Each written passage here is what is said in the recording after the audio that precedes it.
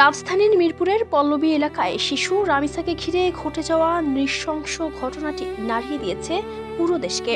ঘটনাটি প্রকাশ্যে আসার পর থেকেই সাধারণ মানুষ, সামাজিক যোগাযোগ মাধ্যম, এমনকি শোবিজ অঙ্গনের তারকারাও ক্ষোভ, শোক ও প্রতিবাদ জানাচ্ছেন।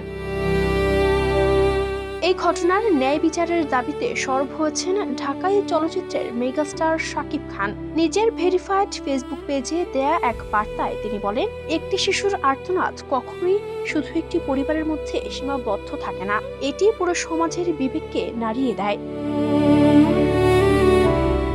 তিনি আরও বলেন, রামিসার সঙ্গে ঘটে যাওয়া এই নির্মম ঘটনা আমাদের সমাজের নিরাপত্তা ব্যবস্থা, মানবিক মূল্যবোধ এবং বিচার ব্যবস্থার কার্যকারিতা নিয়ে বড় প্রশ্ন তুলেছে।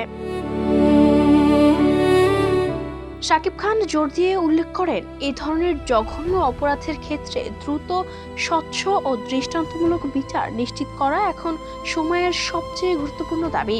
বিচার প্রক্রিয়া বিলম্বিত হলে তা যেমন ভুক্তভোগী পরিবারের কষ্ট বাড়ায়, তেমনি সমাজে অনাস্থা ও হতাশা সৃষ্টি করে। তিনি আইনের সর্বোচ্চ প্রয়োগ নিশ্চিত করার আহ্বান জানান। এদিকে এই ঘটনায় শুধু শাকিব খান নয়, প্রতিবাদ জানিয়েছেন শোবিজ অঙ্গনের আরও অনেক তারকারাও। অভিনেতা রওনক হাসান ধর্ষণের সর্বোচ্চ শাস্তির দাবি জানিয়েছেন। অভিনেত্রী বিজরী বরকত উল্লাহ দ্রুত ও দৃষ্টান্তমূলক শাস্তির আহ্বান জানান।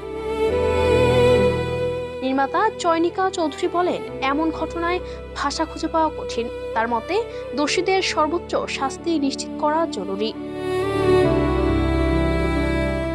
সঙ্গীত শিল্পী কনক চাপাও প্রশ্ন তুলেছেন, স্বীকারোক্তির পরও বিচার বিলম্ব কেন? তিনি সামাজিক মাধ্যমে এ বিষয়ে দ্রুত কার্যকর পদক্ষেপের দাবি জানান। এছাড়াও নির্মাতা কাজল আরেফিন অমি, মাবরুর রশিদ বান্না, অভিনেত্রী শবনম ফারিয়া, এলিনা শাম্মী সহ শোবিজের অনেকেই এই নেক্কারজনক ঘটনার দৃষ্টান্তমূলক শাস্তির দাবি জানিয়েছেন।